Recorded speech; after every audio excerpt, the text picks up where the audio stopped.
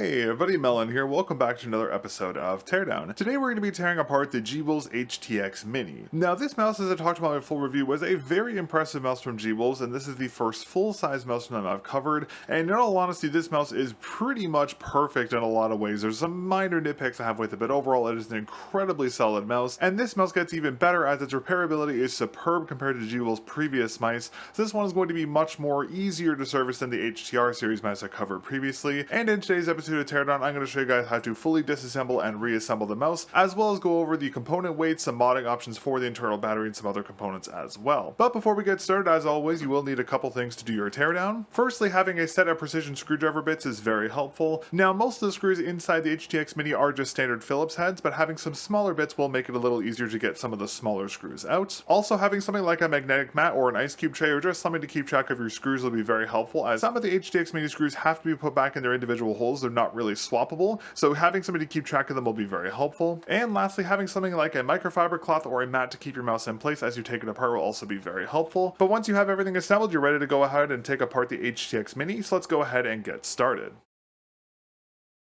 Alright, now starting off, the first thing we're going to do is we're going to remove the base shell screws, of which there is one here, and one here, and one here. But as I mentioned earlier, these screws are different from the bottom and top, so make sure you keep them separate and make sure you put the proper screws back inside these individual little screw holes here when you put this unit back together.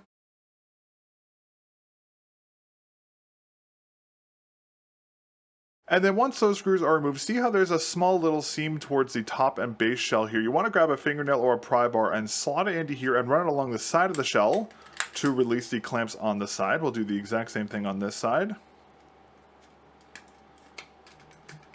Like this. And then there is also a very big clamp towards the back here, which you can release like that. And then towards the front of the shell, you can see how that kind of goes into itself here. So what you have to do is you have to pull the shell up and out. But because of the PCB, as you can see on the inside, it's actually sticking into the side of the top shell to kind of anchor this PCB in place. You need to take the side shell and pull it out a little bit to release it. So do that on the opposite side.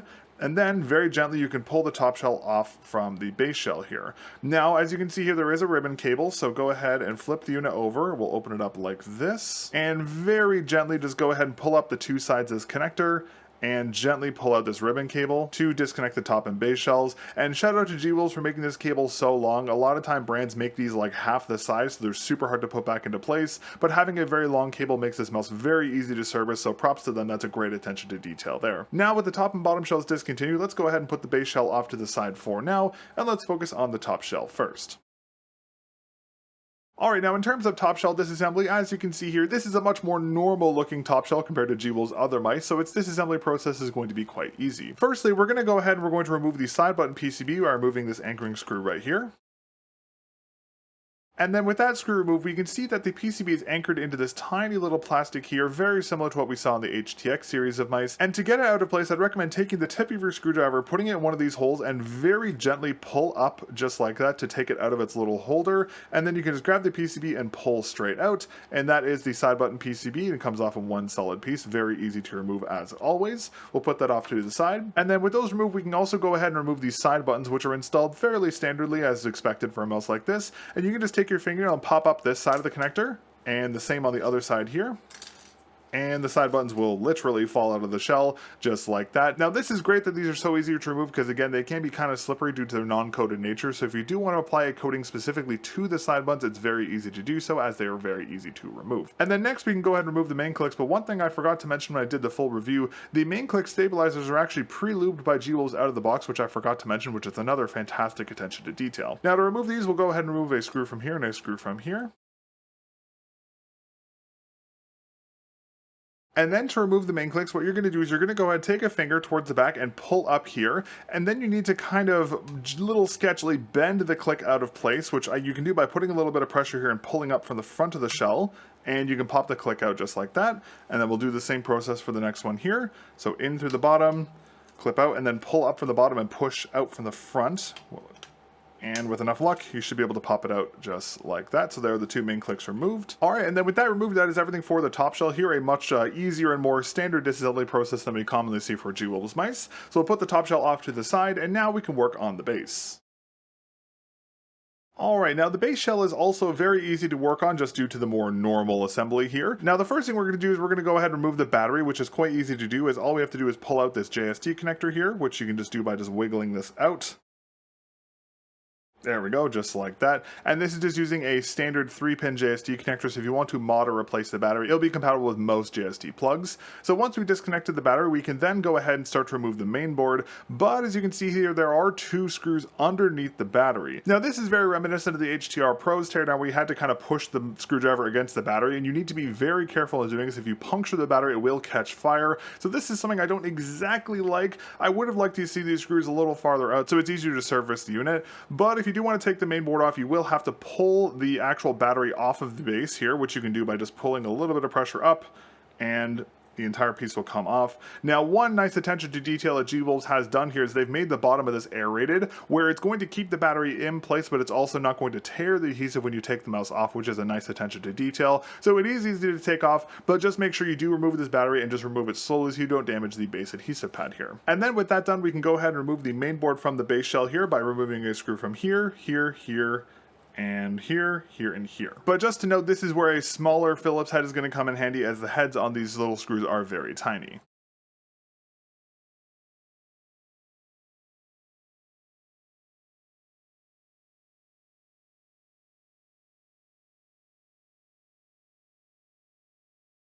And then with all those screws removed, we can just gently grab the PCB and lift it straight up out of the mouse's base here, and that will come off in one solid piece. And then we have the base shell here, which we'll put off to the side. Now, normally I would say you can remove the scroll wheel, but the scroll wheel is actually kind of held in by the PCB. In order to get it out, you have to tilt this quite a bit, and I'm a little worried about damaging the encoder. So I would recommend leaving the scroll wheel installed, just because it's very hard to get it in and out of the shell due to the space constraints on the inside here. Alright, but with that, that is everything for the disassembly process. Let's go ahead and talk about the PCB's components and specs next. Starting off with the battery here, we have a 250 mAh battery, a rather smaller and lighter one as we expect for a G-Wolves mouse, which is pretty par for the course given their ultralight design. Next, we have the side button PCB, which has the Wano black shell blue dot switches on them. Again, these are very similar to the one on the main clicks, but these are rated for 5 million actuations, while these are rated for 20 million actuations, and they have a similar actuation weight. These are just slightly heavier. And then on the main PCB here, we have the Pixar 3395 DMT6QU sensor, the 2 Omron switches I mentioned earlier, but they are blue shell instead of black shell, but they are still blue dot switches. We have our TTC pillar switch here. We have our TTC gold dustproof scroll wheel encoder here. And for MCU, it is using a Nordic 52840 MCU as expected for most gaming mice on the market today. Alright, and now that we've talked about board specs, let's go ahead and talk about component weights next. Now, as I talked about in my full review, the htx-mini is advertised as weighing around 26.9 grams, but in reality it's a little heavier than that. As with the full-size skates and grips installed, it weighs more around 30.5 grams, and a more accurate weight estimate for the mouse would be 28 to 30.5 grams. But regardless, the component weights for the mouse is very impressive considering the mouse's full size. Alright, now in terms of component weights, we have the base shell with the battery removed and all the skates removed, which weighs 3.3 grams. We have the main PCB with the battery removed with the scroll wheel intact, which collectively weighs 7.8 grams. We have the 250 mAh battery with its adhesive pad, which weighs around 4.3 grams. We have the top shell frame with everything removed, which weighs 6.5 grams. The scroll wheels weigh 0.5 grams. The 2 main clicks collectively weigh 3.7 grams. The side button PCB weighs 0.8 grams. And all the collective screws inside the htx-mini collectively weigh 1 gram. Alright, now that we've talked about component weights, let's go ahead and start our reassembly process, and we'll start off with the base shell. Now, before we start off with this reassembly process, a very important note here. Because the base is so thin, it can warp very, very easily, and because of that, I would recommend removing any skates you have on the mouse, as when you re-anchor the main board into the shell, you need to be very careful not to warp it or over-tension some of the screws, because it will warp the base. So make sure you remove anything on the base of the mouse so we can make sure it sits completely flat during our reassembly process. Now, obviously, we're going to put this on a flat surface for this, just to make sure we do this properly, and we're going to go ahead and take our main board, and we're just going to go ahead and drop it right back onto its little standoffs here. Now, the easiest way to do this is you can see back here there are 2 little holes here, and those correspond to these little 2 standoffs right here. So basically just line it up and drop it directly into place just like that. Make sure your scroll wheel is sitting in place and then you're good to go. And then with the board in place, we can go ahead and re-anchor the screws, but as I mentioned earlier, because the base is so thin, you have to be very careful not to over tension these. And what I'd recommend doing is screwing them in halfway, and then once they're all in place, I'd incrementally screw them down, but kind of do cross section like you would with a car tire. So start at the front, go to the base, here, here, here, and here. Just make sure everything's even, and make sure you test the base when it's done to make sure it's sitting completely flat. If your base is warping, untension all your screws and retension them, and make sure not to over tension them. The moment you feel a little bit of feedback from these screws, stop screwing.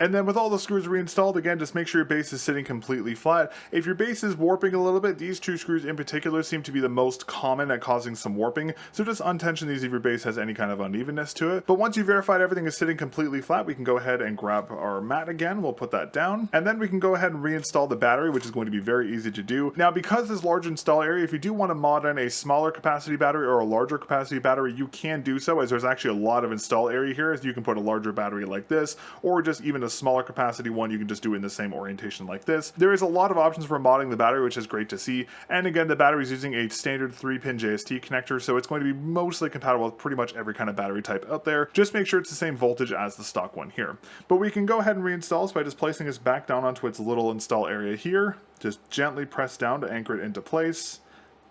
And then we can go ahead and re-anchor this JST connector by putting it into place like this, and gently pushing down on the sides. Now with the battery installed, I recommend flicking the unit over and turning the unit on and making sure this little LED indicator light comes on. If this doesn't turn off, most likely either you've pulled a wire on the battery here or the JST connector isn't seated properly, so disconnect and reseat it and just make sure that this LED light turns on before you proceed. But once you've checked the battery is working, go ahead and turn the unit off. And that is everything for the base shell here, pretty straightforward as expected. We'll put this off to the side for now, and now we can start with the top shell reassembly.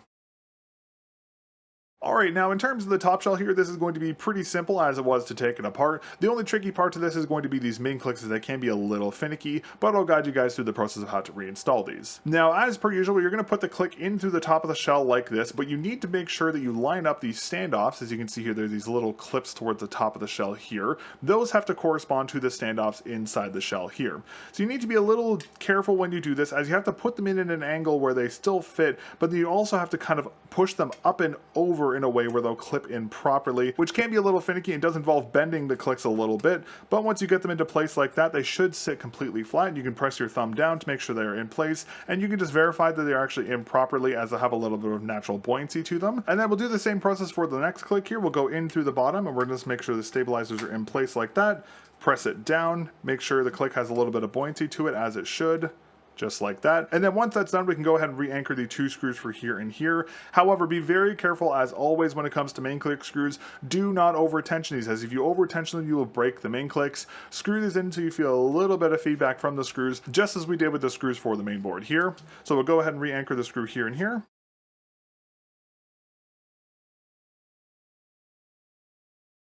And then once the main click screws are in, make sure your clicks still have that natural buoyancy like this. If your clicks are stiff and they're kind of stuck up in the air like this means you've over tensioned the clicks. And if they're sitting down like this, they don't have a buoyancy, that means they've been under tensioned. So again, you want to make sure you don't over tension the screws and find that sweet spot where there's still a little bit of natural buoyancy on the main clicks. Once that's done, we can go ahead and reinstall our side buttons, which again is going to be very easy. All we have to do is take the little corners of these connectors you can see here, and you want to slot them into the little ridges on the corner here. So one goes right here like that, and the other one we can lift up and over and in like that.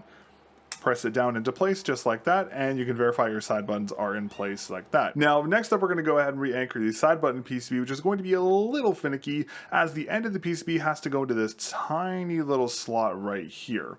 Now, the easiest way to do this, I've found, is to take the PCB and make sure you're oriented properly where it's going to go into the shell, kind of like this.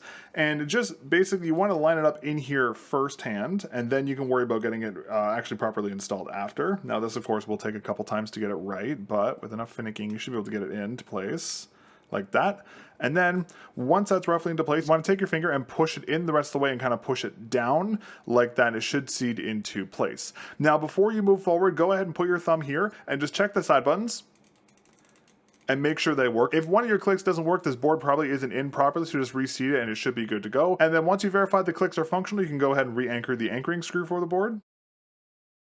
And then with that screw installed, just go ahead and verify your side buttons are still functional. And then with that done, that's everything for the top shell. We can go ahead and reconnect the top and the base shells next. Now this is probably going to be the hardest part of this entire teardown. As you can see here, there are standoffs for the scroll wheel, but as you can see here, there are none. And the scroll wheel is very loose on my unit. I'm not sure if this is going to be like this for every single unit, but mine is quite loose, and it's very difficult to actually get it in properly, as sometimes you can actually damage the scroll wheel putting the shells together, so you do need to be rather careful when doing this. But before we worry about that, first off, we have to go ahead and reconnect our side button PCB. And to do this, we're just going to put the shells together kind of like this. And we're going to reach in and pull this connector up like that. And then once it's in the open position, we'll take the cable and feed it in just like this. So it should sit just like that. And then once it's in place, we'll go ahead and clamp the sides down just like this. Now, before you go ahead and connect the rest of the shell, go ahead, flick your unit on, test the side buttons, test the main clicks as best you can, test the scroll wheel, test everything on the unit before you put the shells back together, just to make sure you don't have to take it apart again. And once you've verified everything is together, we can go ahead and put the shells back together. Now, to do this, what we're gonna do is you can see there's this hollow part towards the front of the shell here. That has to correspond to the USB-C port, but also we have to be mindful of the actual scroll wheel here, which is a little finicky. Now, what I found to make this a little easier is to gently pull the scroll wheel out just a little bit so there's enough space for the standoff to go onto. And then you want to take the top shell, clip it over the top like this, and then just gently press the rest of the shell down. Now, when you do this, the two primary clips you want to worry about are the ones on the sides here. So you want to press down to clip it into place. But if you do it incorrectly, the scroll wheel moves. You'll see what happened with my scroll wheel is it's not in properly. And then you have to take the top shell off and redo this whole process over again until you can get the scroll wheel in properly, which can be a little frustrating admittedly. But after a couple tries, you should be able to get it into place like that. And if you got lucky, you can see how the scroll wheel still actuates. That's how you want it to be. That means it is sitting properly. Press here at the front to make sure it's anchored in properly. Press along the sides of the shell to make sure it's also anchored in. You'll hear a lot of clicking here, like this. And then run your thumb along the entire outside of the shell to make sure everything made contact. I do find that the clips here and here tend not to clip all the time, so just make sure you put a lot of pressure to make sure everything clicks into place. And then lastly, we can go ahead and re-put in the anchoring screws for the base. And as I mentioned earlier in this video, remember that the top shell screws and the bottom shell screws are not the same. The thicker screws go towards the back and the thinner ones go towards the front.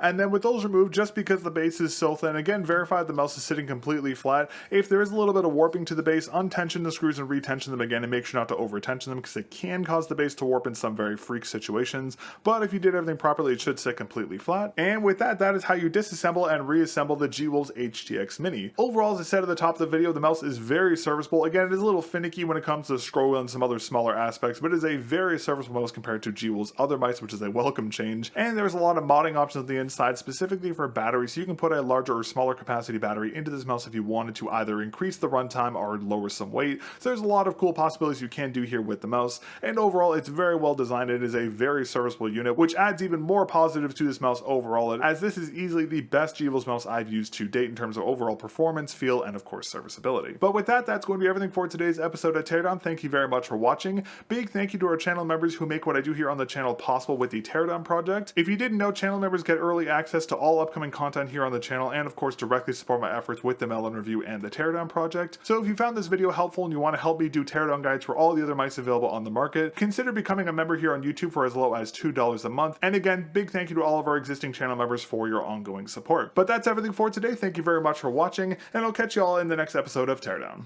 Peace.